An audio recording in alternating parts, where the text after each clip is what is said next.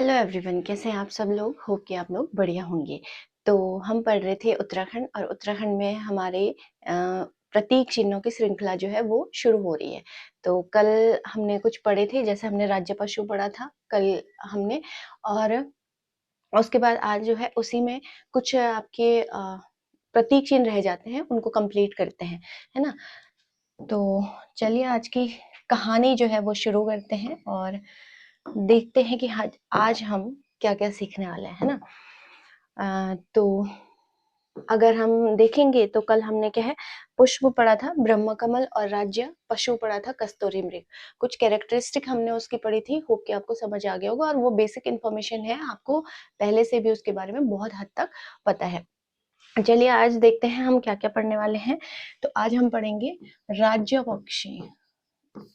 राज्य पक्षी, और ये आपको ही पता है कौन है, मोनाल, है ना। मोनाल जो है वो राज्य पक्षी है। चलिए इसके बारे में देखते हैं। राज्य पक्षी है। राज्य गठन के बाद जो है राज्य गठन के बाद मोनाल को जो है वो आपका राज्य पक्षी घोषित कर दिया गया था। और इसका अगर वैज्ञानिक नाम देखेंगे हम तो लोफोफोरस इम्पीजीनस है। लोफोफोरस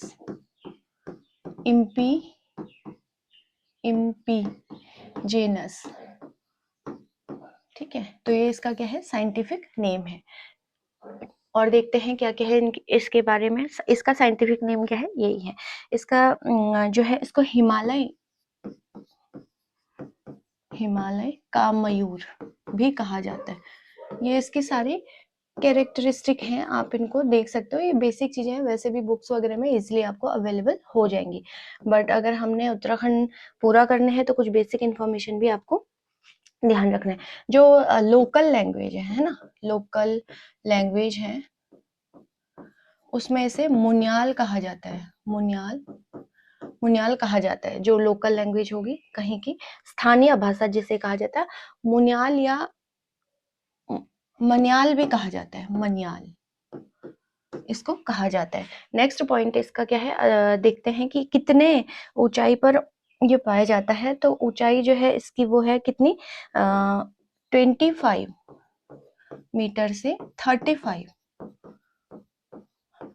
मीटर तक ये पाया जाता है। ऊंचाई मैंने आपको कल बताई थी कि जब हम समुद्र तल से समुद्र का लेवल देखते हैं कि उस जगह पर कहाँ पर है, उसके हिसाब से हम वहां की ऊंचाई डिसाइड करते हैं, है ना। राज्य के अलावा जो है ऐसा नहीं है कि उत्तराखंड में ही केवल मोनाल पाया जाता है, और जगह भी ये पाया जाता है। देखते हैं कहाँ कहाँ। कश्मीर है, हिमाचल आपका जो है ये आपका वहां मिल जाएगा, हिमाचल में मिल जाएगा, असम में भी पाया जाता है, और अगर किसी दूसरी कंट्री को हमको देखना है तो नेपाल में भी आपको मिल जाएगा, है ना। नेक्स्ट पॉइंट है आपका, अब इसकी कैरेक्टरिस्टिक देखते हैं क्या क्या है, और चीजें भी इसके बारे में देखते हैं। कौन है, मोनाल के बारे में हम पढ़ रहे हैं ना, मोनाल के बारे में हम पढ़ रहे हैं, और क्या है इसके बारे में देखते हैं। अगर हम देखेंगे कि सबसे ज्यादा कहाँ मिलता है ना, जैसे हमने देखा था कि कस्तूरी मृग सबसे ज्यादा कहाँ मिलते हैं, पिथौरागढ़ के अंदर अस्कोट वन्यजीव अभ्यारण्य में मिलते हैं। वैसे ही मोनाल जो है वो आपका सबसे ज्यादा कहाँ मिलेगा, केदार घाटी में। केदार घाटी में ही आपका मिलेगा। नेक्स्ट पॉइंट है, केदार घाटी में आपको सबसे ज्यादा देखने को मिलेगा मयूर।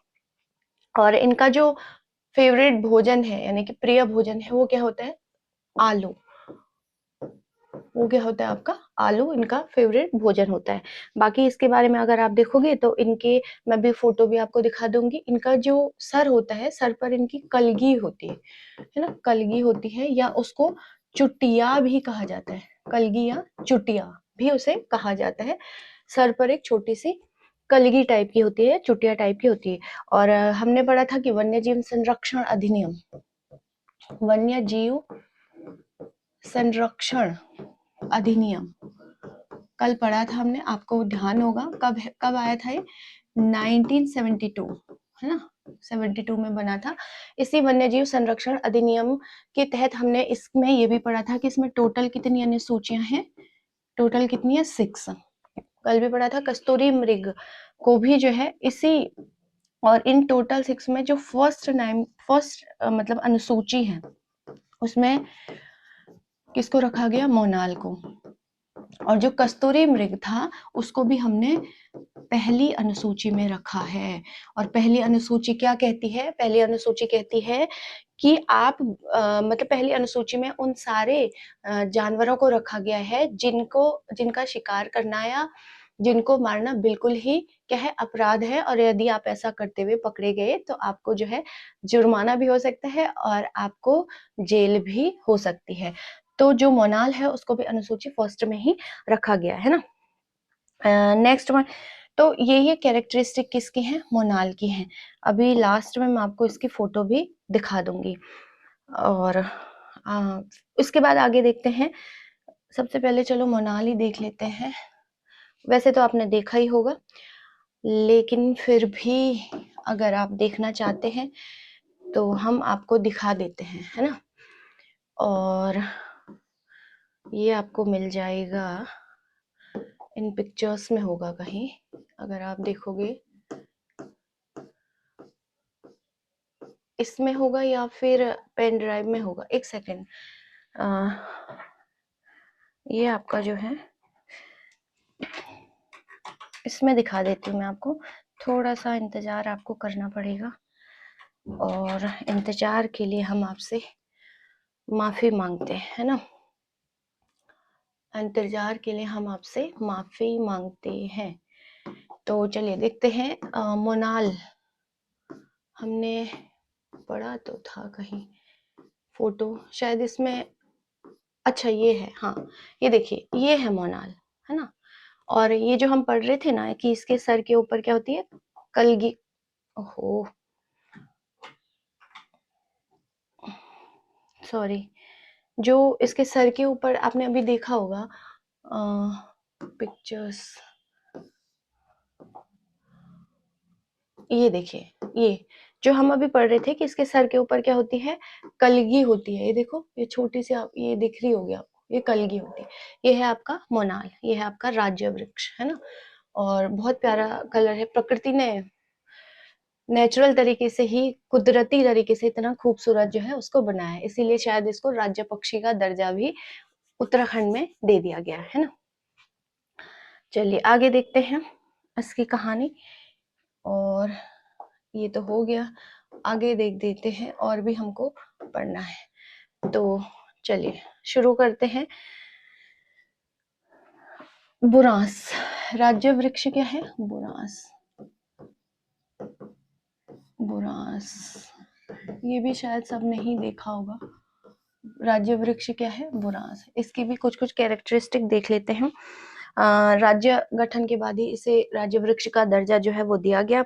और ये जो है आपका वो मिलता है आपका, ये तो बिल्कुल जो गांव होते हैं उनके आसपास भी आपको मिल ही जाता है।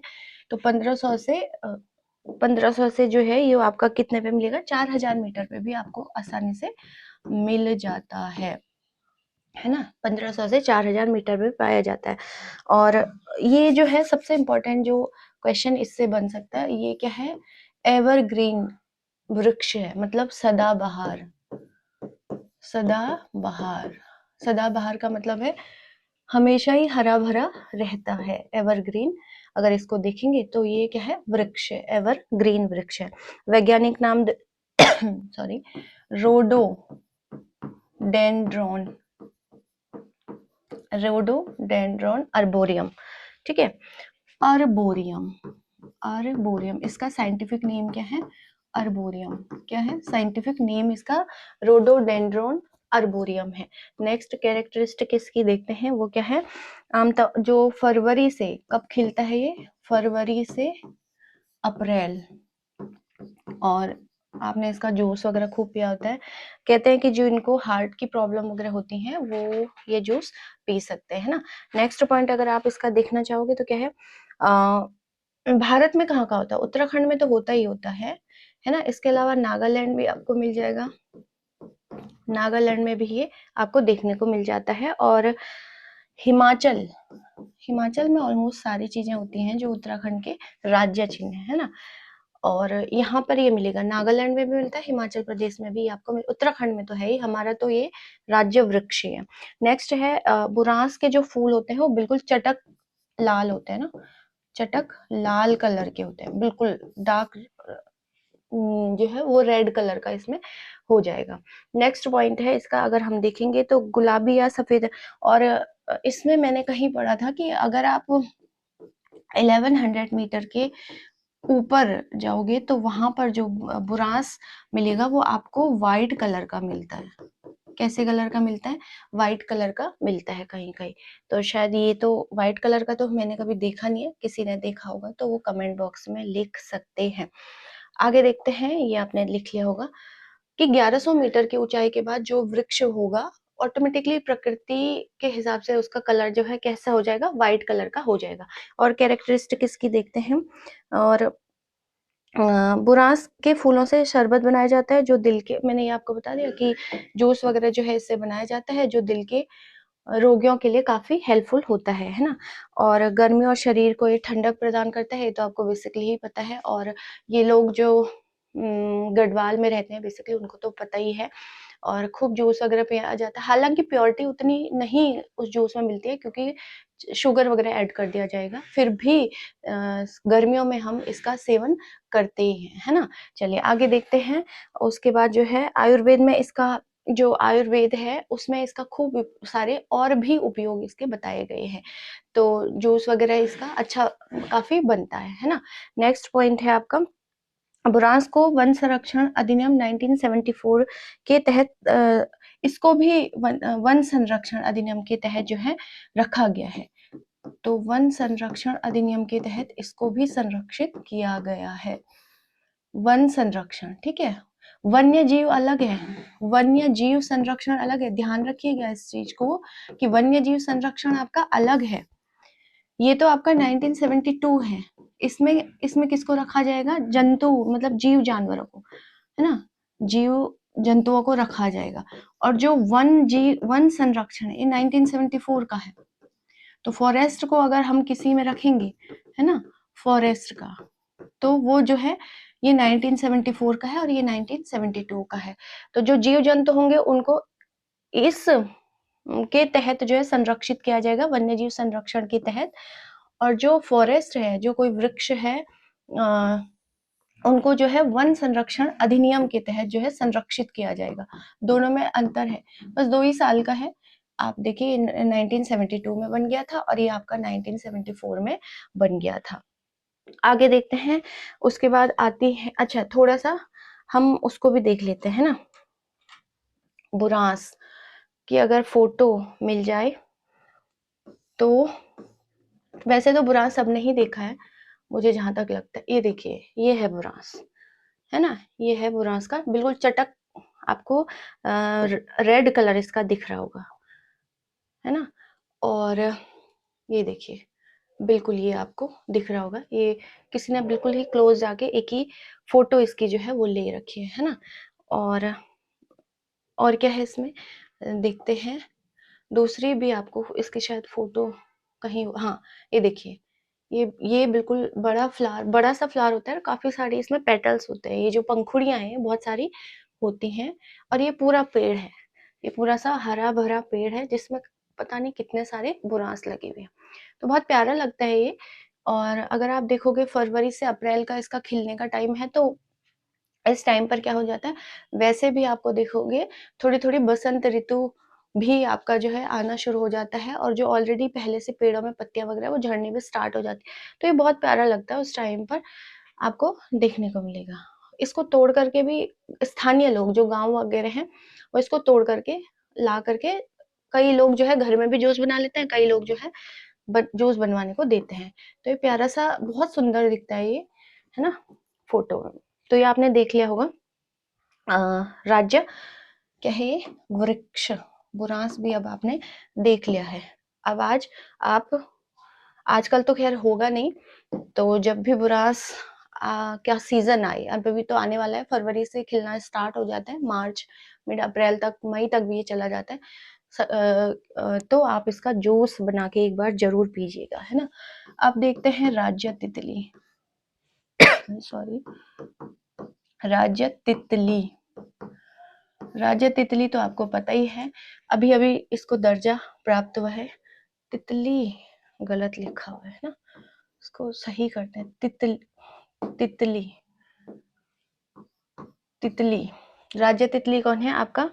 वुली वेडेंट पिकॉक, वुली वेडेंट पिकॉक, वुली वेडेंट पिकॉक। इसका पहले नाम जो था, इसका पहला नाम क्या था? Common peacock. ये भी आपको ध्यान रखना है।